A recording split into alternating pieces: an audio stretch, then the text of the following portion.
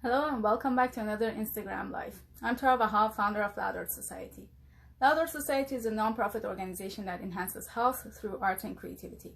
We've been operating in the city of Calgary since 2015, and since that time we have provided several different public art projects and programs for which we have received very positive feedback. Since the pandemic has started, we have started a new project with artists' stories on Instagram Live. But today we are starting a new series, a series with health professionals and health and wellness professionals, I better say, who can bring us some awareness towards health in general, mental, physical, and emotional health. Today we have a great friend of mine who will be joining us soon, Yangyang Fang. She's an art therapist, and I'm really excited to learn more about her. So while some more people are going to join us, I'm just going to play a music by one of the composers that we have interviewed in the past. His name is Joseph Jones, and here's one of his songs.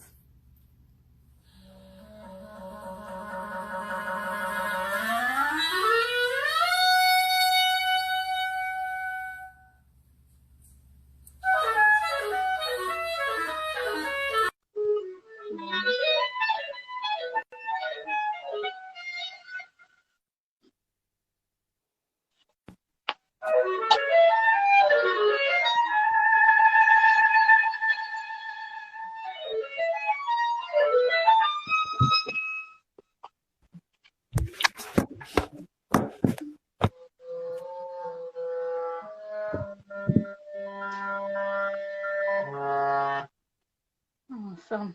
Hi, Yangyang. Hi, good afternoon. Sorry about that camera switch over there. Totally fine. Right. How are you doing today? Really good. Thank you so much. As I was explaining earlier, I'd wanted to be in a little bit more of a creative space, but we'll have to have this conversation in my office today. Right. It looks very good. I'm glad that you accepted our invitation today, and thank you very much for your time being here. So, my pleasure. I guess I'm just going to jump right in and, not waste any more time and start our conversation with you. Please go ahead, introduce yourself to us. Let us know what is your background, where do you live, and who are you? Yes, absolutely. So my name is Yangyang. I sometimes joke that I'm not yet old, but I don't think I can use that joke for much longer. But I'm speaking to you today from Calgary. In Alberta, in Canada. I've been here now for the past 5 years. We moved over from Milan before that, and I've studied in New York and in London, UK before that. But I grew up in the Netherlands, and I obviously don't look very Dutch. So my heritage, so to speak, or my roots are in China. But right now I call Calgary home. And for the past about 14 years now, I've been in an academic space. So I started out with an interest in psychology. So I studied psychology and law, kind of the ethics of law, and then moved on to fine arts in a very dramatic pivot, because that had always been my passion, to do creative arts, to paint as a child. I did that a lot. And then having had that exposure in the art academy, inspired me to look on a different path that would allow me to combine creative arts and psychology. So what I disliked about psychology was the kind of very theoretical, very clinical component of treatment and assessment. And I enjoyed really the creative parts of fine arts, but then also recognizing that maybe I wasn't really cut out to be a full-time professional artist. So I wanted to kind of find a way to merge those two passions of mine together, and ultimately found art therapy. In between, I had done another master's. This was my time in England in social and cultural psychology. So a lot of exploration around group dynamics, about self-identity, about intercultural communication, things like that. And then moved on to my art therapy degree ultimately, which was more clinical. So it was very clinical practice based. And throughout that time, I worked for a year as an art therapist in an elementary school. and for a year in a psychiatric center. So kind of very different context, very different population, but you know, a different way of interacting using arts as a medium of healing and therapy.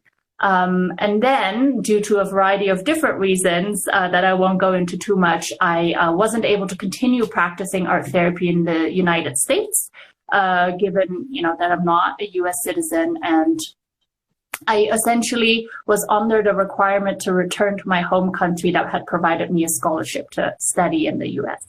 So returning back to my home country, I realized that a lot of the curriculum or the training that goes into becoming an art therapist is very different.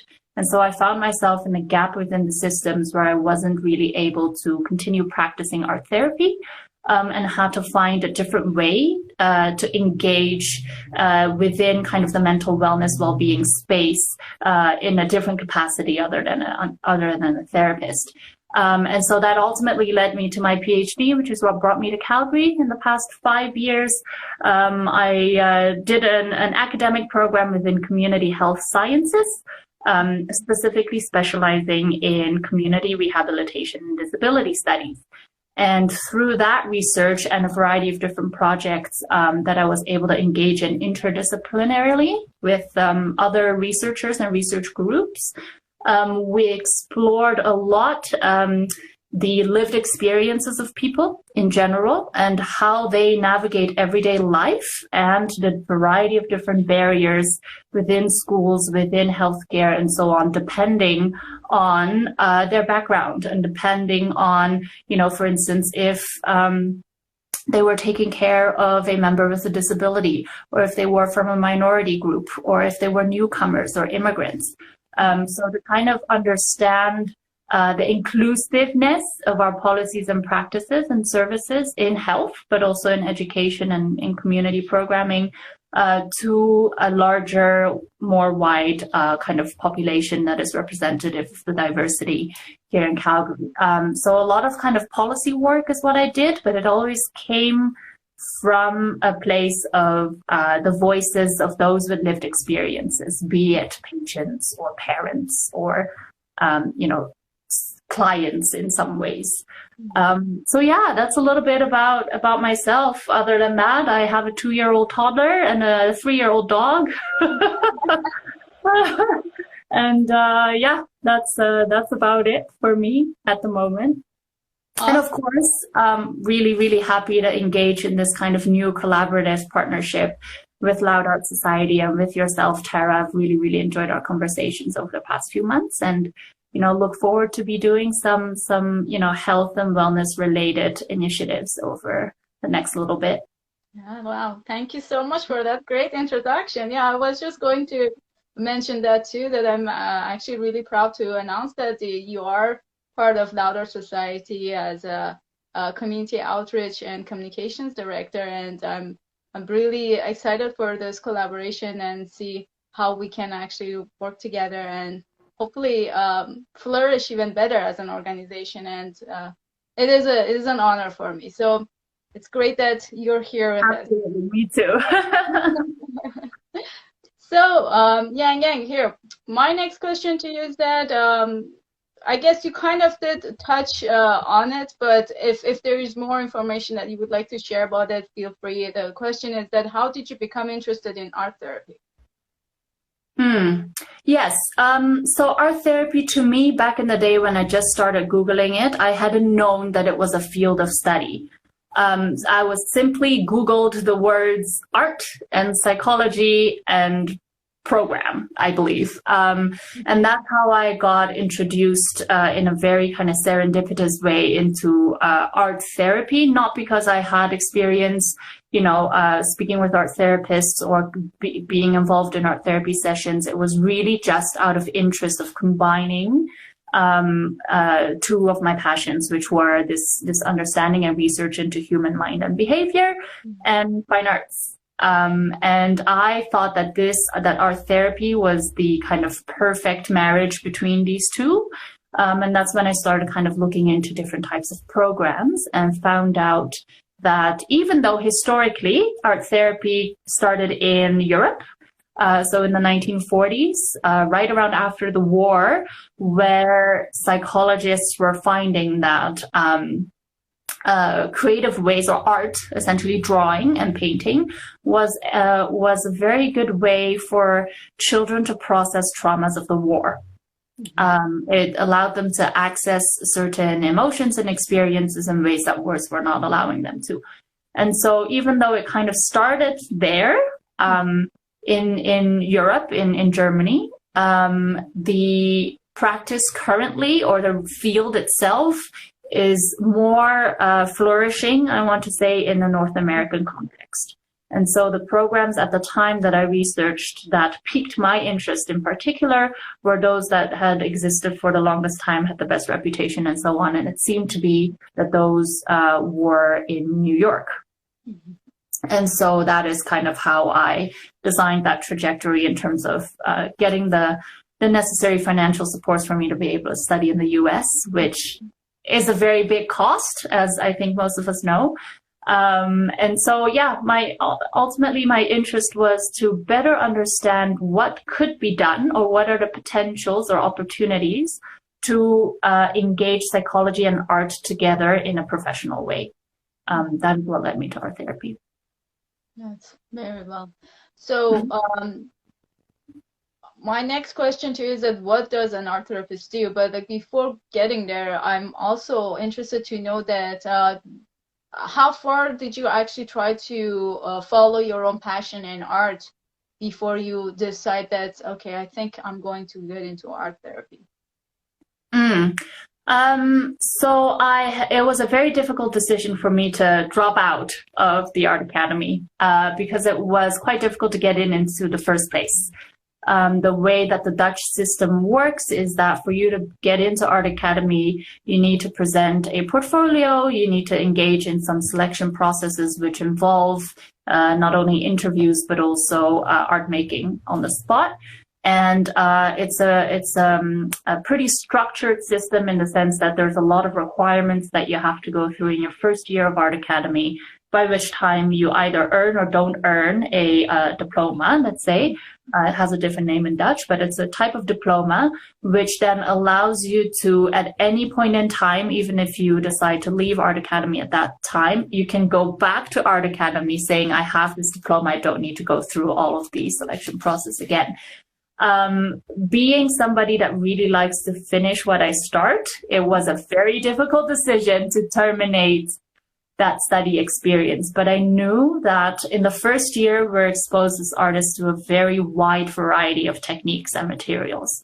So you've got courses in everything from drawing to painting to sculpting to installation to woodwork, metalwork, paper binding, book binding, digital art, so creation of websites and using Illustrator and the whole software that goes along with that.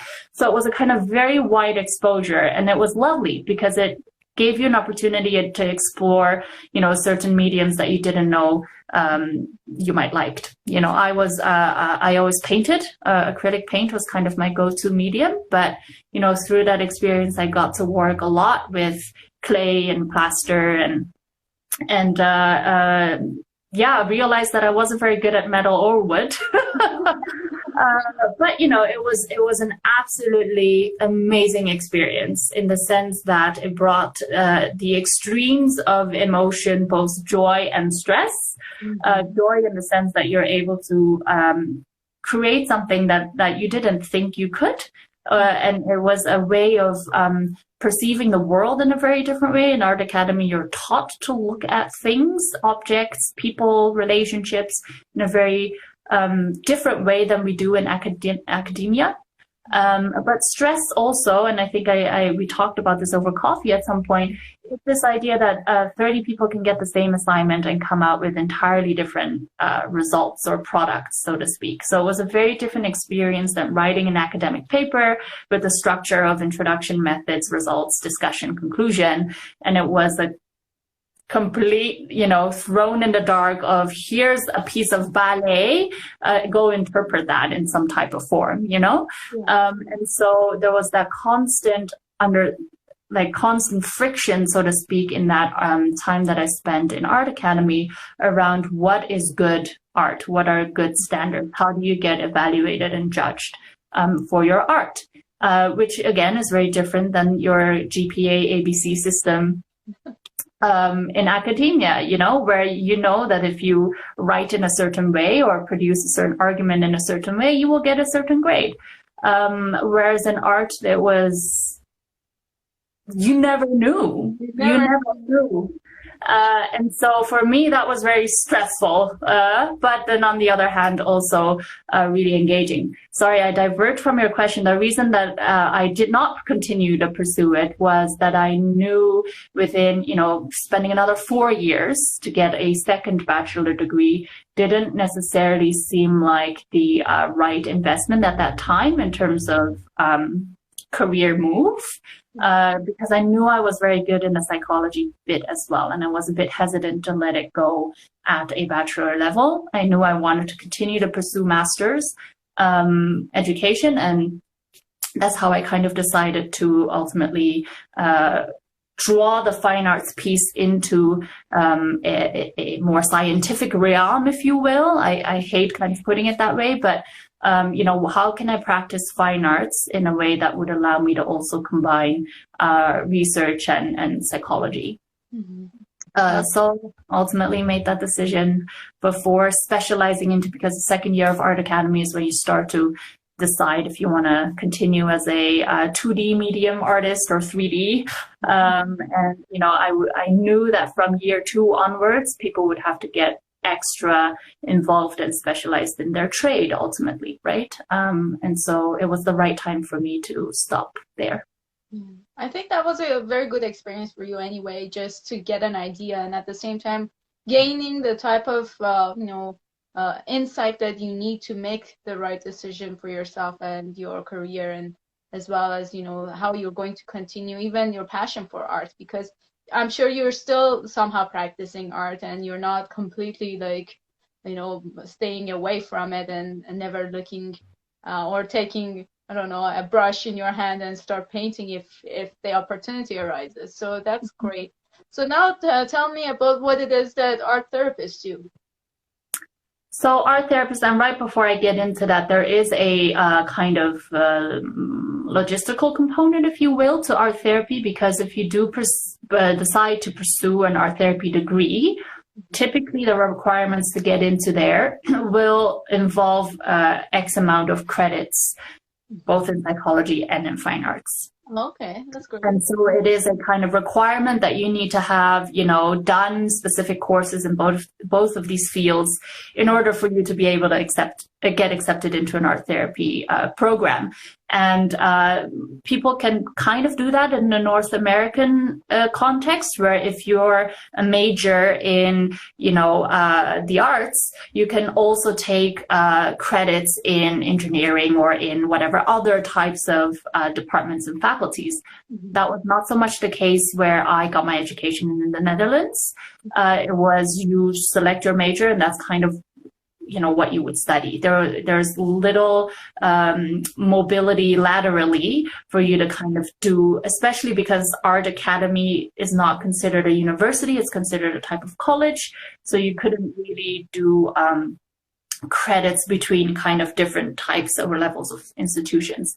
Hence my kind of convoluted way of gathering both my psych experience and my art experience. But it could be a lot easier if, for those who are watching, you know, in Canada or in US, to do your undergrad in a particular major and yet still accumulate the necessary credits for you to get into an art therapy master's program.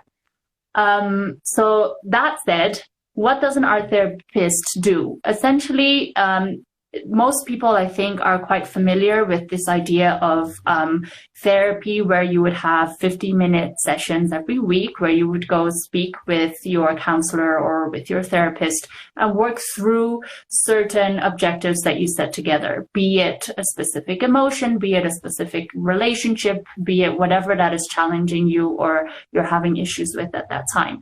So in that sense, it's quite similar in that in the art therapy space, you do establish some type of common therapeutic goal that together you would work towards.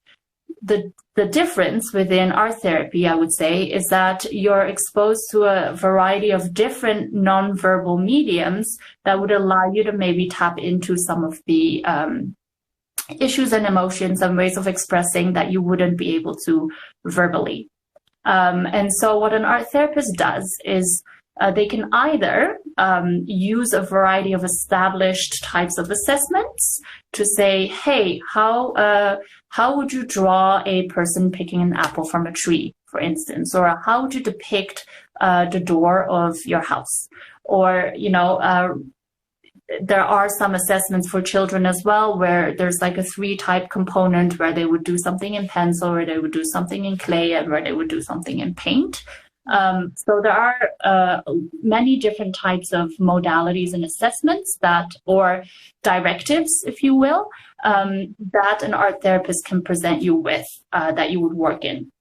However, a lot of it can also be very kind of freestyle. So you might, an art therapist might specifically choose different sets of materials for you to use in that session, depending on a variety of different factors again. So for instance, just as a very relatable example, if you're feeling very stressed, anxious, and out of control, you might naturally gravitate to a type of material that would give you a bit more control. Something such as a color pencil or a marker, that whatever mark you make on paper is that mark, versus watercolor or aquarelles or whatever, where there's a lot more kind of elements that you cannot control.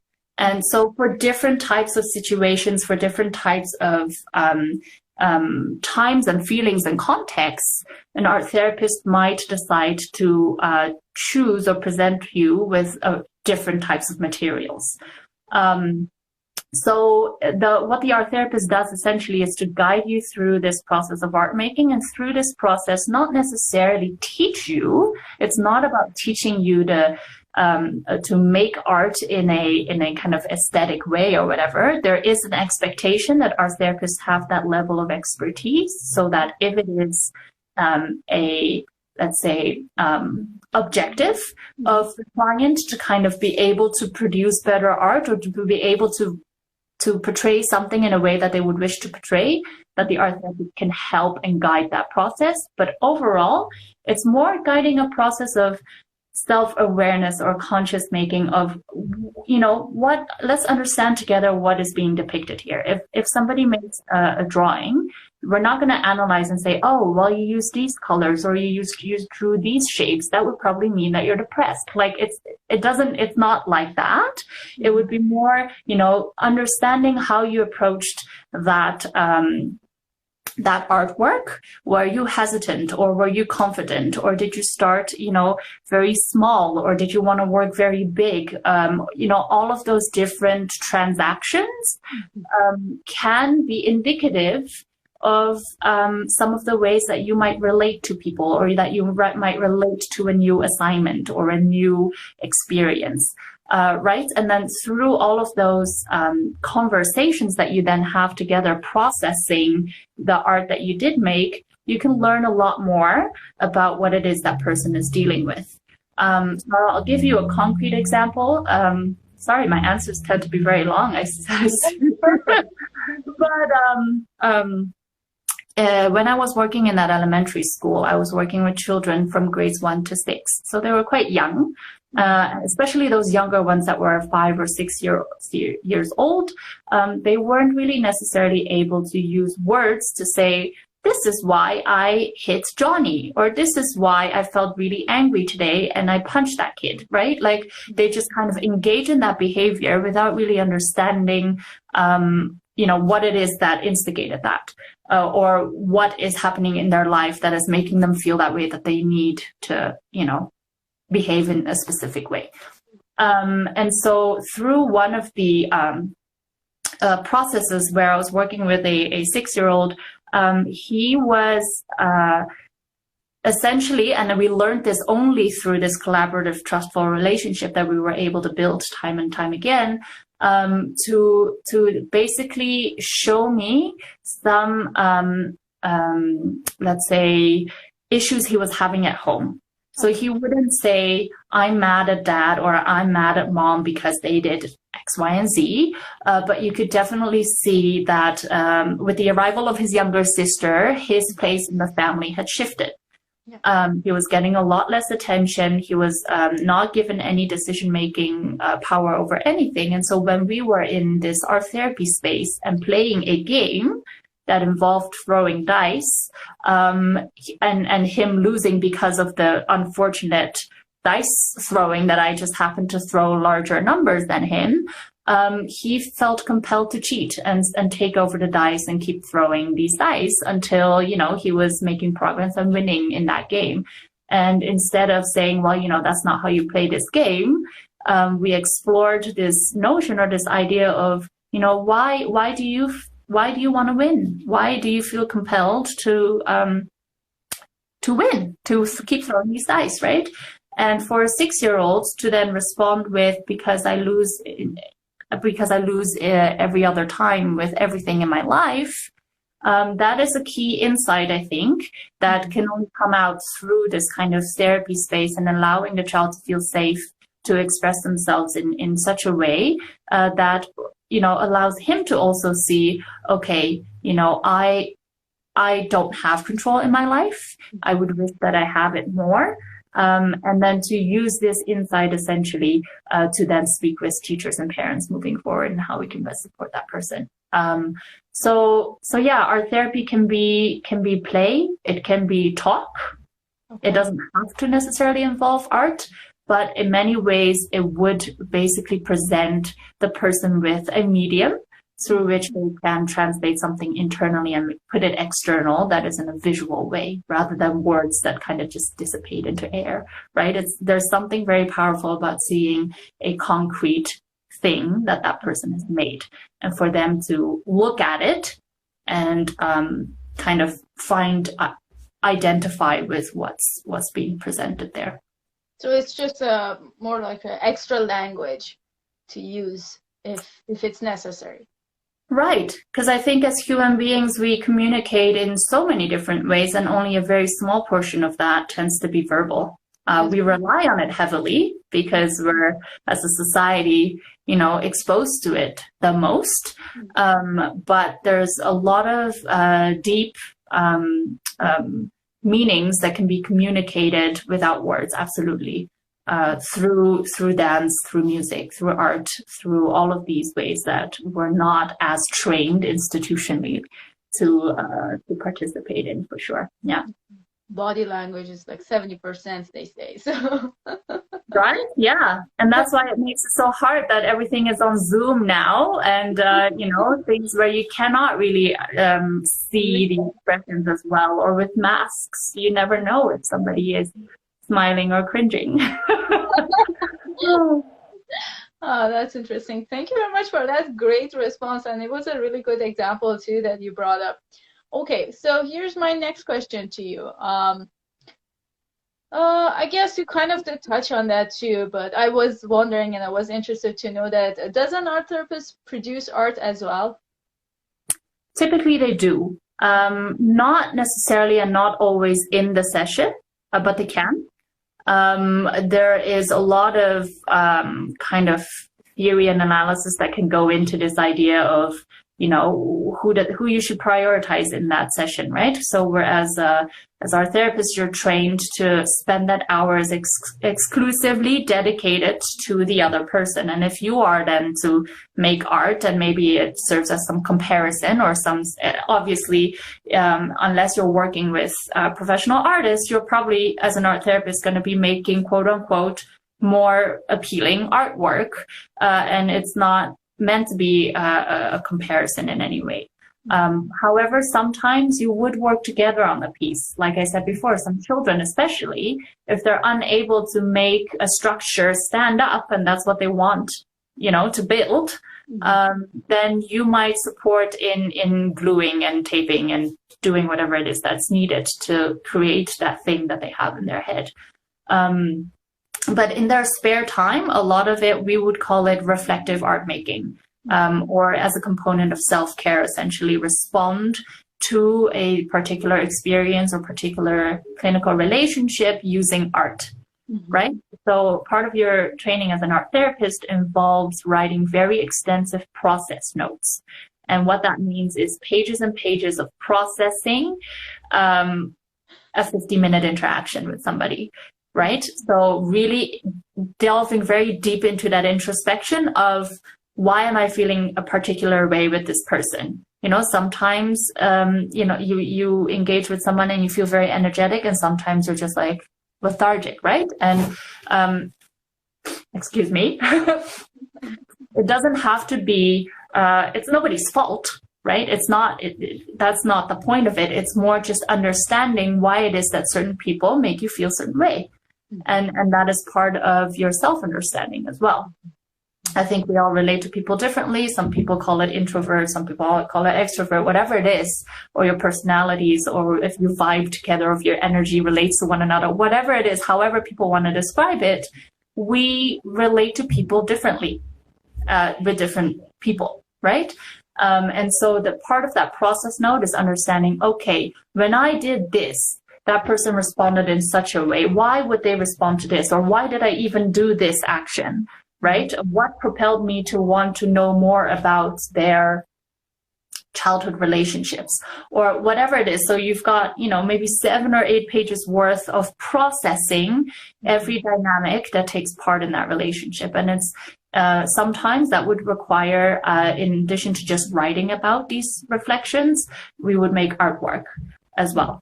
In response to a particular, like you might very heavily empathize with somebody that's going through a hard time.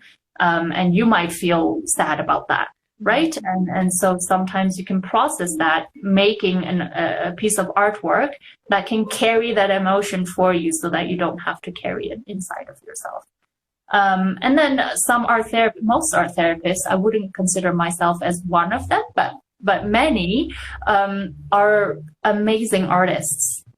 And so they would continue to, make art as a practice for, just self-expression in general. That doesn't necessarily have to be a response to anything or a process of anything. It's simply just the act of art making.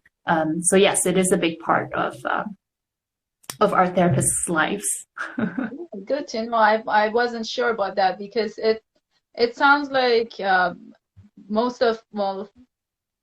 of it is art, half of it is therapy. But from what my understanding was that most art therapists do mainly just the therapy, the consultation part of it. And the art is just a tool for them to use during those therapeutic sessions or consultations. But it's a very interesting, answer that you gave me about that. And I'm actually more excited to know more about other art therapists and see how does their art practice evolves around their practice, being both artists and art therapists. So that would be interesting to know more.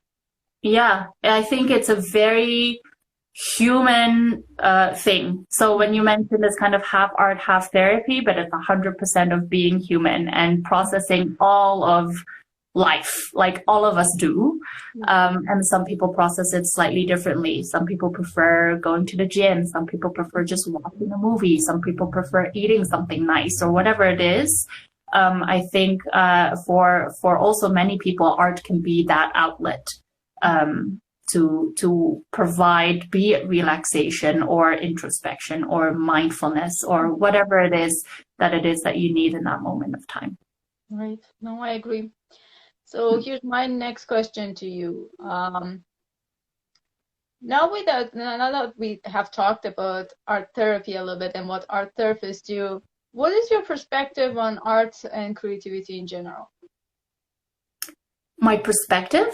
I had a very interesting chat this morning with 2 people, one who identifies as a theater producer and the other who identifies as like a graphic designer and experiential artist. And particularly the project that they're working on that we had a conversation about involves children and play. And play in a variety of different contexts. So children play, but also play with parents or among adults or whatever it is. So an exploration of the notion of play. And they had said that, you know, the belief is that every child is an artist, period. There's no question about it. There's no maybe some are, maybe some aren't. It's they said up until the age of 8, you know, that's debatable, but up until a certain age, children relate to the world differently before we start to categorize them and tell them of all these grown-up rules, right, of how to behave and how to explore and how to, you know, speak. And what they were saying is this creative component exists in everybody, and particularly exists in that beginning phase of life. And you notice it in the curiosity, in the ways that children might repeat things lots of times to kind of learn different aspects of the same motion, of discovering elements of surprise that maybe sometimes we lack as adults in our lives, since we're kind of stuck in that routine a lot. So I want to say creativity is something that we all possess as a talent, as a skill, just by virtue of being a human being. But a lot of us might have either suppressed it or have locked it up, or don't have time and space and energy to kind of explore that part of ourselves because of the societies and the worlds that we live in, because of the fast-pacedness of everything, because of this emphasis on we have to be productive and we have to be successful and we have to, you know, be all of these things to matter and to be valued in our society. And creativity, unfortunately, tends to not be a priority in this whole kind of ideology of capitalism. I didn't think we'd like talk about this ultimately, but if we're talking about creativity and wanting to be connected more to that aspect of ourselves, then yes, we definitely have to look at kind of the wider social cultural influences that either perpetuate or encourage a type of creative exploration, or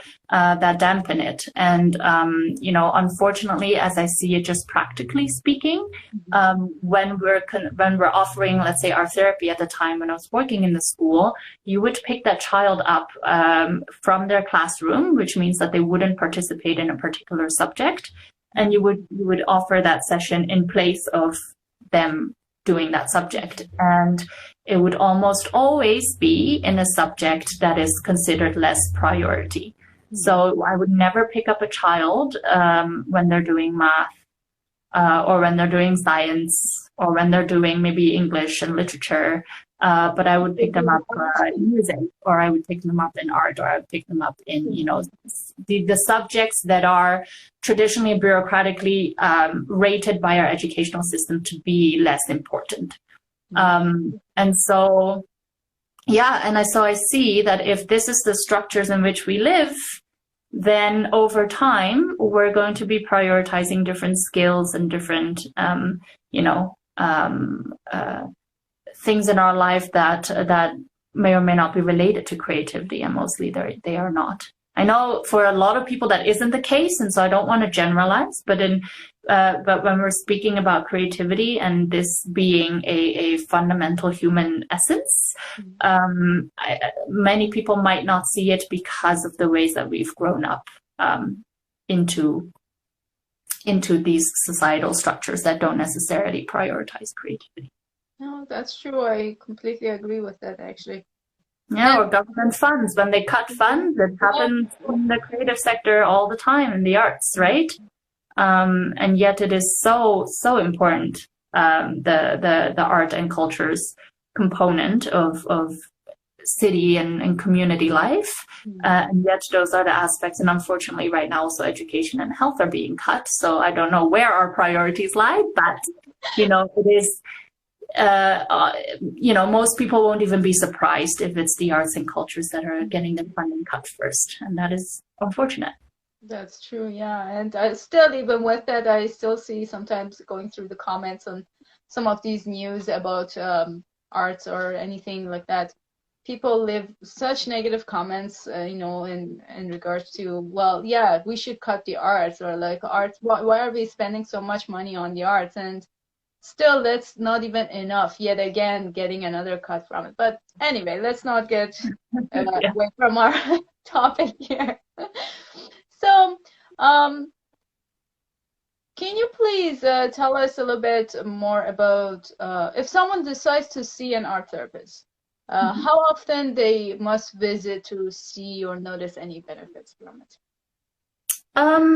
It could be very quick and it could take a long time as well. So it really depends on that unique relationship between the person and the therapist, because often for us to be able to start to process some of our deep-founded issues, it takes time to trust somebody first before we open up all our vulnerabilities or our like real feelings and so on. But typically, I would say anywhere between 8 and 15 weeks is where most people would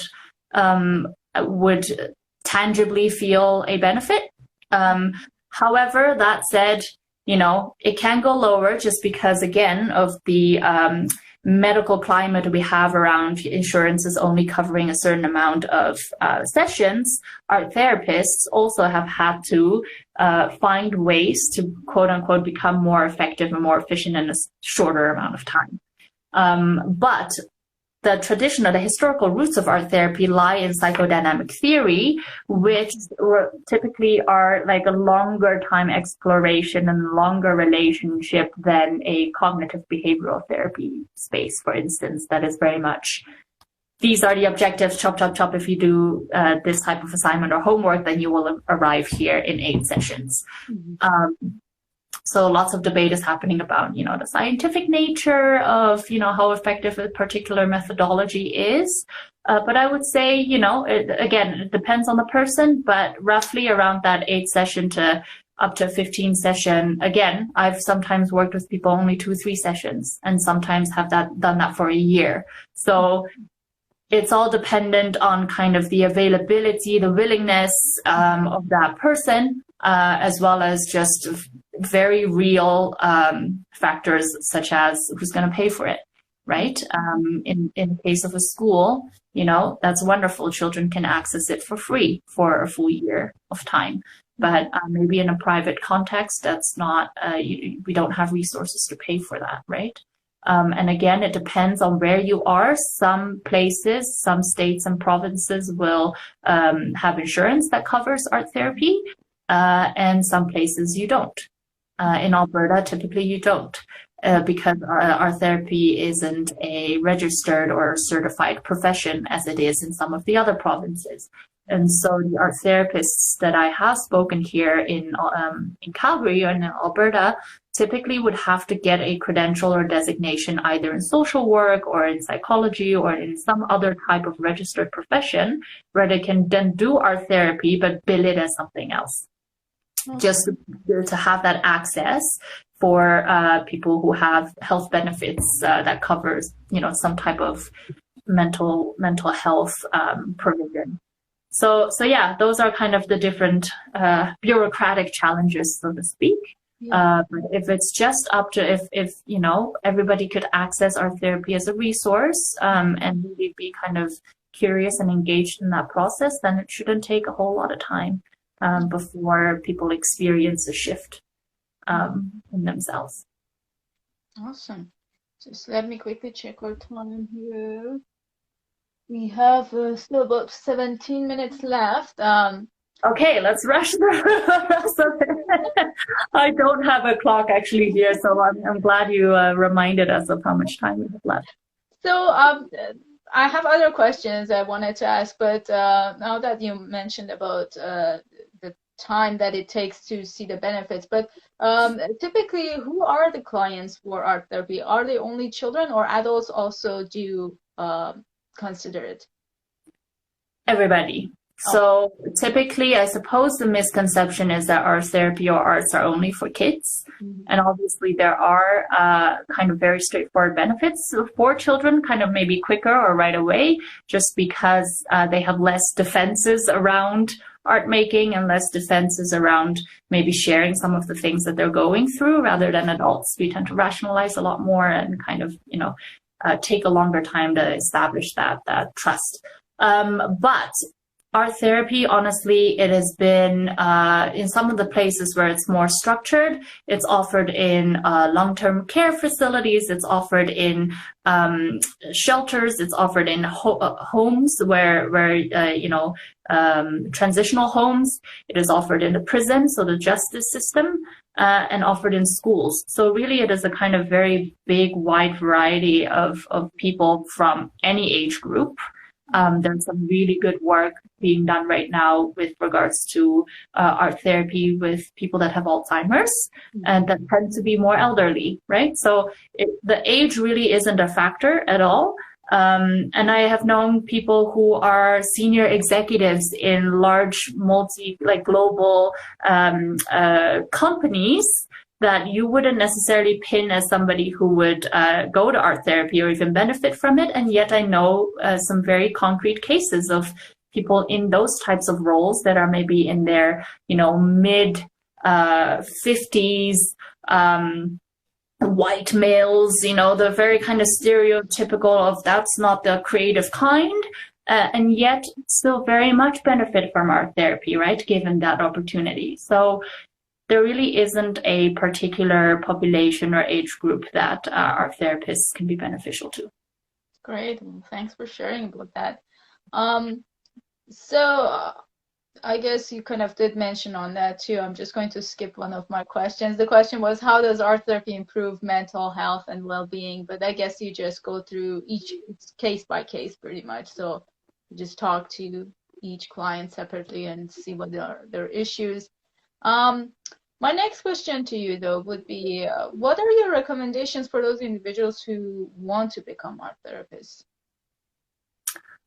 To do a bit of research with regards to, where you would do that training and what you would do after that training. So I kind of very hot-headedly jumped into New York, having been in Europe before, and then not really thinking, will I stay in the United States or will I stay in North America afterwards? I just went right for it because I knew that this was something I wanted to do. And then found myself in that gap afterwards to say, okay, well, I can't practice, or I'm not, in different countries, you might have different systems that say you can only practice here or get practicum hours or whatever it is if you do a program that we offer locally. Right? We don't recognize those that have degrees from other places. So definitely do that research in terms of what program is most suited to you. There are different costs associated to different programs as well. So, most of them will have, you can email an admissions person and say, can I speak with someone? I have these questions. Can I speak with an alumni or something that has experience in this? And connect with those people to see, how did they experience that program. Mm-hmm. And then if it is something that, you can afford and that you can go to physically, maybe in Corona times, everything will be online. I don't know. But there is a lot of art making components in your training as well. So that might be prohibitive for some people. But I would say do the research. I think it's a wonderful profession, but you have to also think about where you want to be in your career. What will art therapy or the art therapy degree help you, or will it achieve your objective? And if it means that you want something very structured and very secure, that right after graduation you will have a job lined up, then at least in the Albertan context, I don't feel that art therapy might be will provide that, but it will provide a lot of different exposure to different experiences as well that, the degree itself can give you some context around the knowledge and the practice and the theory and so on of a specific field, but ultimately you need to make that decision of whether this is something that you want to do. I am not a practicing art therapist right now. I don't regret having done the art therapy degree, but I should have done a bit more research ahead of time to kind of understand, my life trajectory and if you can actually practice with that degree afterwards. Because a lot of the times just a simple degree doesn't cut it. You need to do extra hours in supervision and exams to get registered. And so it really has to depend on which provincial or national structure you would want to be under. Right. But I think you're being very creative in your own way as an art therapist, and I do value that. I admire it. Thank you. Okay, we have 10 more minutes left, and I still have a few more questions, but let's see how far we can get. Mm-hmm. So, you know that mental health issues are increasing, especially during this time and the pandemic. What are your recommendations as an art therapist? What people can do during this time to help themselves? That's a big question. There are a lot of resources, and I won't go into, which are effective and which aren't, but there are a lot of resources out there that are provided through community, through university, through government organizations, either in the form of, workshops or talks or presentations or, collaborative opportunities. But I think for me personally, one aspect is taking care of yourself within the circumstance that we're in, and the other is the combating this feeling of isolation. And I think that really has to do with how we connect socially to our neighbors, to our families, to our communities, to our cities. And I think that part has been severed or changed, at least for a lot of us, and colleagues as well. Most people are working, from home. And that presents a different set of challenges as well. And so what you can do, make use of the resources that I think would be helpful to you. I've accessed some workshops and some presentations, but I feel like it can also be a bit much sometimes. You cannot, participate in a workshop or a presentation every single day. So it really comes down to understanding what types of support it is that you need, and can the people in your immediate vicinity provide that support to you, and vice versa, you to them. And if that isn't a possibility, I remember being very constrained in the house when playgrounds were closed and I had to spend 24 hours a day at home with a 2-year-old. That's very different now versus, we can go outside and we can have a walk and we can kind of safely play with other children in some contexts, right? So I don't know, in terms of what you could do is just to be kind to yourself. Don't read everything that's on social media, I suppose. There's a lot of stress and fear mongering that can go around there, and people arguing for the sake of arguing. And I've experienced just getting dragged down the rabbit hole of feeling frustrated about little things that you really don't need to feel frustrated about. So just, I guess, take it easy and maybe spend some time offline, off screen, in doing whatever other activities that you would enjoy doing. And watch our Instagram live. Well, that too, yeah.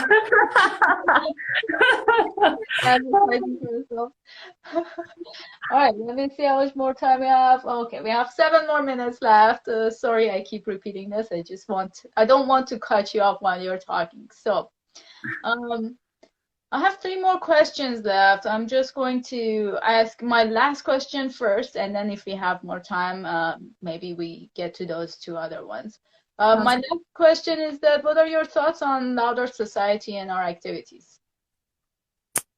I think, this is the reason that I decided to want to be more involved in this organization, to work more closely with you, is because I really resonate with the mission and the vision that you have, and the work that you're trying to do in terms of creating kind of the arts and health in a single space, right? To have that conversation about what power does art and creative expression have in terms of healing or health or wellness.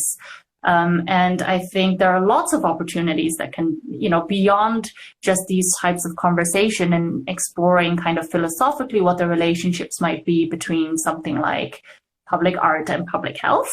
There's lots of research, many books and things that we could delve into, but there are also those very kind of concrete projects that you, as an organization, involve in, the collaborative aspect of mural making, for instance, something that really brings community together in creating something that is lasting, that is tangible, and that experience and process in and of itself to be able to work with others that you may not in another context would be able to. But I think, what you're doing by having more and more conversations and by keeping on having these types of conversations around how can we bring more creativity, more arts into our everyday lives, regardless of what it is that you do or what background you have or who you are, I think is a really important conversation to keep having. And if we can do that through provision of, let's say, some specific workshops that are dedicated to exploring certain themes of health and wellness, or having these conversations about how artists and health professionals experience art making or creativity as that kind of comes together in their life, this is another aspect that I think a lot of people don't typically have access to otherwise. These are not conversations that you could just kind of very easily Google up. And so I appreciate this opportunity as well, to be able to share some of these experiences and hopefully raise more questions and answers, so that we can continue to explore and have this dialogue around the intersection of expressive arts and mental health and well-being and physical health as well in many ways, just this concept of well-being. So it's really important work that Loud Art Society is doing, and I would really want to support and see it grow and thrive. Thank you very much. That was a great feedback. All right. We have 4 more minutes left. I'm just going to ask you one last question. Okay. And if you end up getting caught, I guess that's it then. Yeah. So these 2 questions are designed to just keep the conversation kind of in an uplifting mood and fun and entertaining a little bit, so it's not too boring and too serious. So whatever answer you're going to give, it's accepted. So, so here's my question to you. If you could change anything about yourself, what would that be?